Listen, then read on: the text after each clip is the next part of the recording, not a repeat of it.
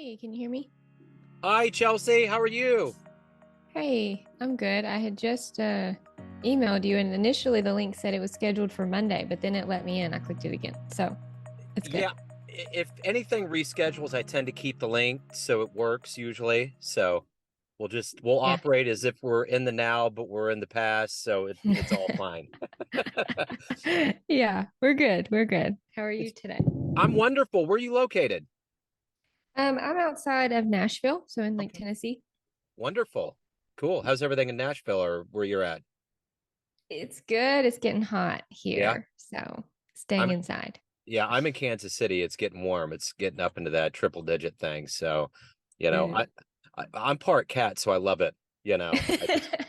I just get outside. I'm like, bring it on. Let's go. So it's good. I would rather have the heat than the cold, so I Yeah. can't say much.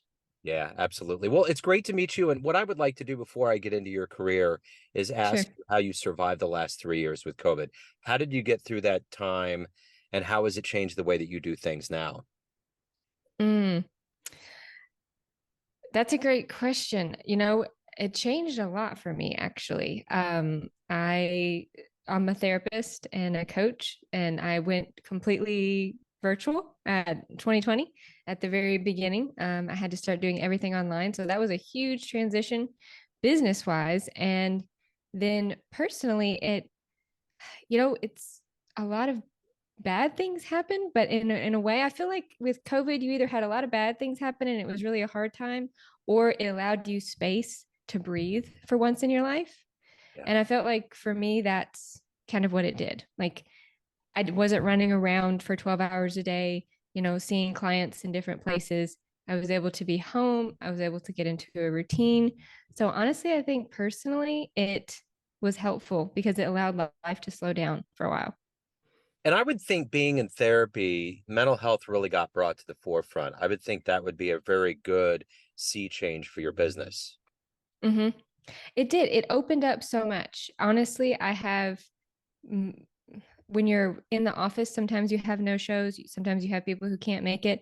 That doesn't really happen when you're doing telehealth. People can Yeah. just click on the link, even if they're a few minutes late, then they remember and they're like, oh, I'll hop on. Like it's just a completely different world than having to drive across town and adjust your schedule and all that for a therapy session. Yeah, I agree. I know I had to do that with my son, and it was so nice because, and I even like doing it now, like just any kind of meeting. It just makes Mm-hmm. more sense. You don't have to drive. You're still going to get that personal touch. It's just the conduit of technology, and it works. It makes sense. So Mm-hmm. let's get into what you do for a living. I'm going to put you in front of a bunch of third graders. It's a career day. Okay. One of the kids looks up and says, "Hey, what do you do for a living?" How do you answer that child? Mm. I help people learn to be better humans. I guess that's how I would say it in a Sure. nutshell. Yeah. I help people understand themselves more, bring more self-compassion, and show up in life the way that they want to. So when you were in the third grade, what was your dream? What did you want to be when you grew up? I wanted to be a therapist. Oh, wow. So you're I was living the one of those, dream. yeah, I was one of those weird kids who knew from like 8 that I wanted to help people. I was always fascinated by why do people do what they do. Literally in my spare time, I was reading self-help books like from the library. That's the section I would go to. So it's honestly, it's me being me, like in my career. So did you ever own the poster with Lucy that said therapy on it or anything like that? I didn't have that, but it Yeah. was total self-help therapy was like totally a part of my world. Well, that's what popped into my head because, Lucy, that was what she did. She knew. That's She true. knew from a very early age.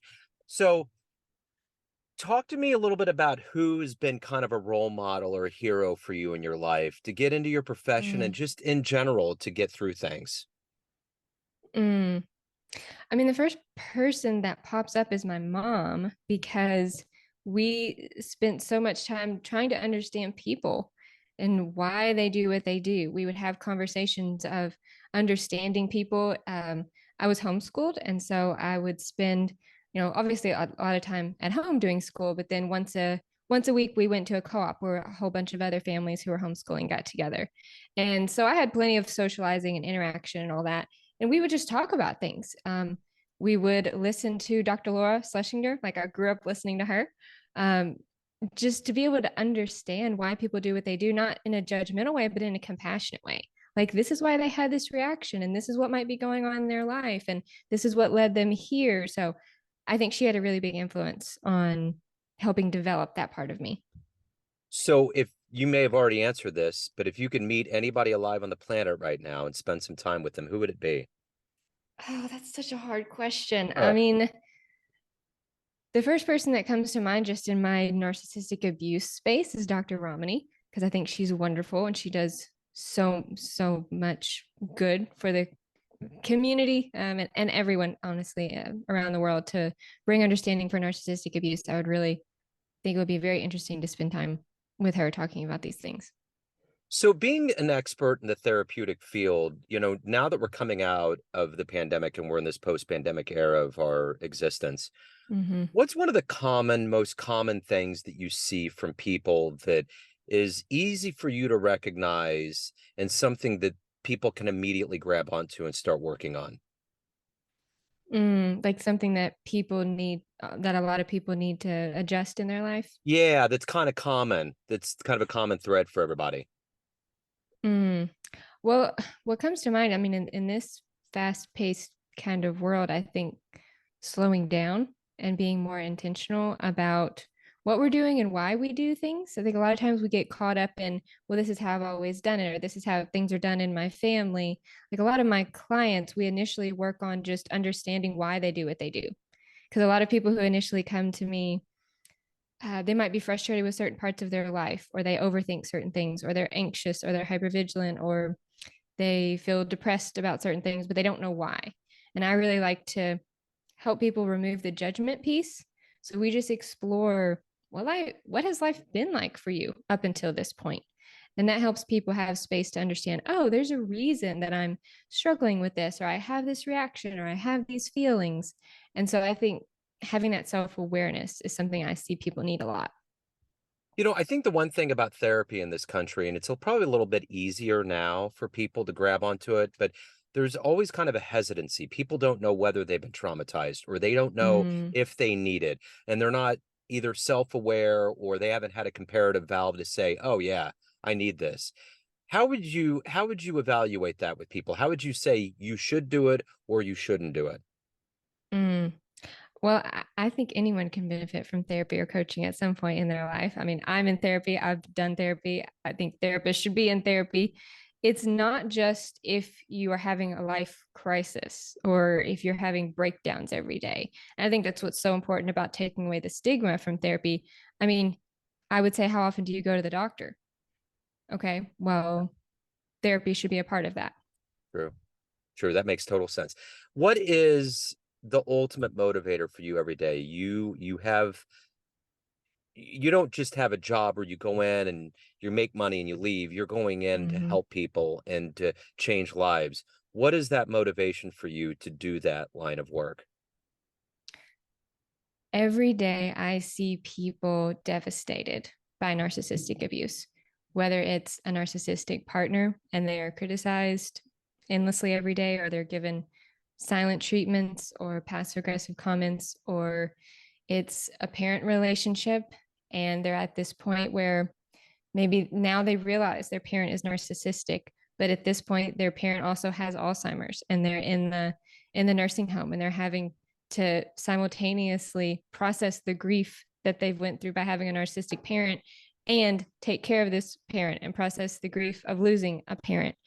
So every day what motivates me is seeing my clients and seeing the different situations that they are in, and just, we're all so much more alike than we ever are different. That's what's always striking to me about therapy is I don't care what your background is, where you come from, what your home life has been like, what your personality style is.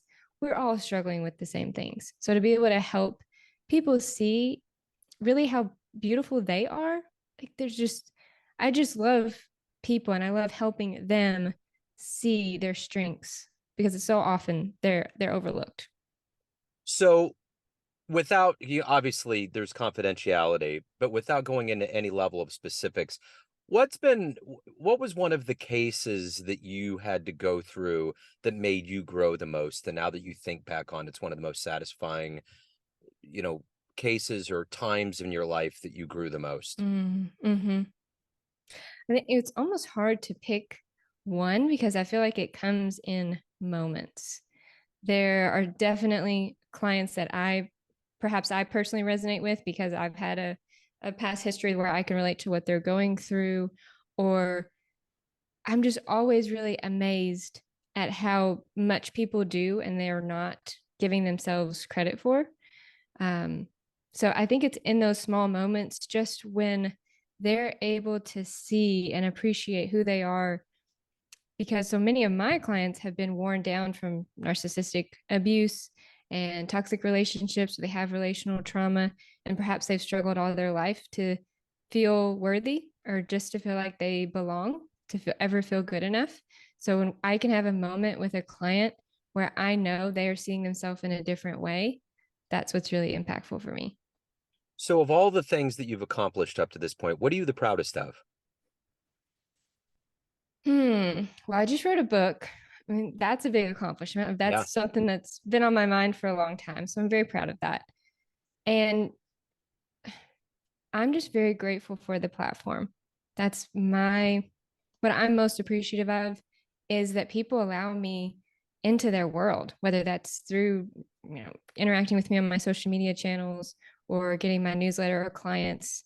I am most grateful for people just trusting me to be in their world and to be a part of them and to share things with me, as a therapist that maybe they don't share with anybody else. Or maybe I get to know things about people that others don't because we create that safe space together where they feel safe enough to share those vulnerable parts of them.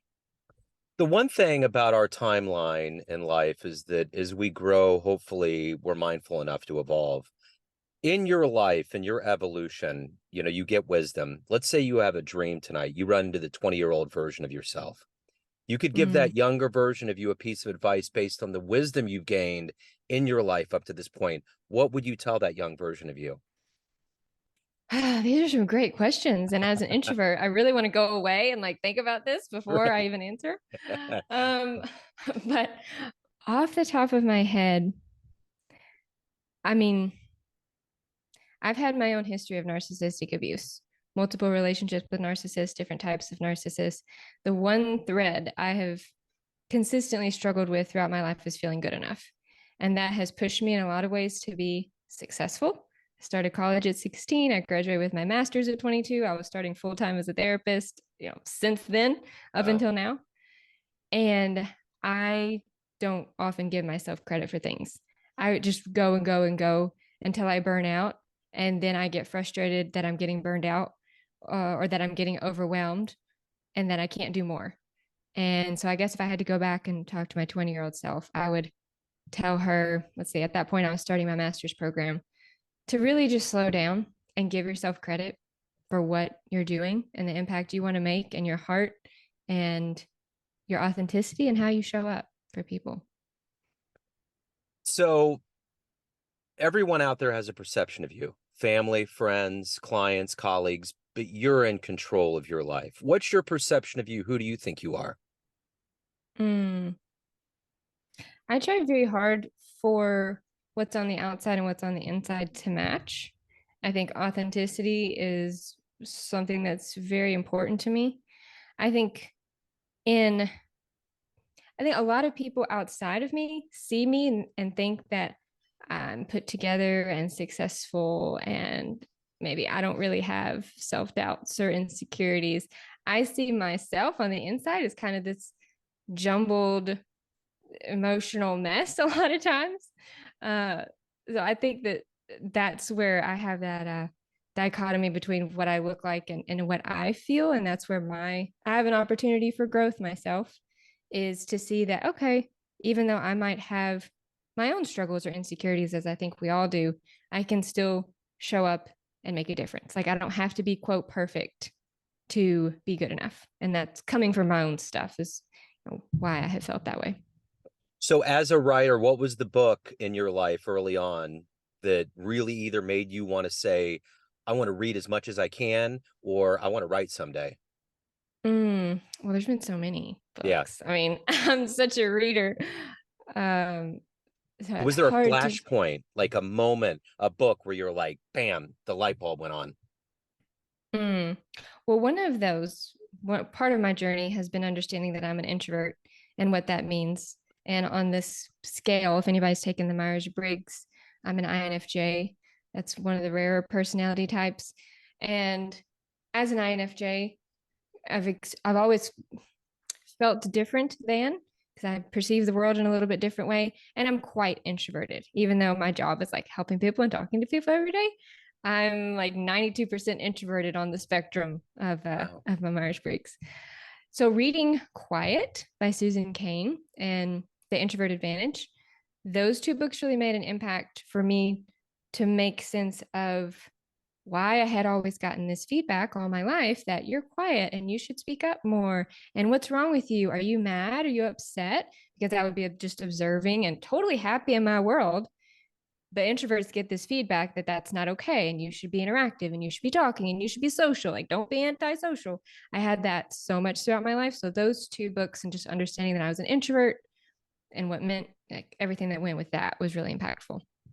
So, Chelsey, if anyone out there wants to hire you, get your book, learn more about you, where is the best place to go? You can find me on social media. I'm on Facebook, Instagram, LinkedIn, and TikTok at Chelsey Brooke Cole. If you resonate with this and you want to learn more about narcissistic abuse, healing from that, toxic relationships, I send out a free bi-monthly newsletter. And I have my new book, obviously, If Only I'd Known How to Outsmart Narcissists, Set Guilt-Free Boundaries, and Create Unshakeable Self-Worth. You can get all of that at my website, chelseybrookecole.com. Chelsey, thank you for stepping out and being an extrovert and giving us your story. I'm still very much an introvert. Introverts can still talk. I just need to like go and have Yeah, my alone time afterwards. 100%. And I hear so many interviews, and as you go through history, there's people that were unbelievable orators that were Yeah. introverts and really terrified of being in front of people. So, yeah, life is just the daily habit of getting over those things and doing what needs to be done. So it's kind of the human march of evolution, so to speak. So, but Yeah. thank you for your story. Thank you Yeah. for opening up. I appreciate it, and good luck with everything. Thank you. Thank you so much for having me. Absolutely. Thank you. Take care. All right. Bye bye.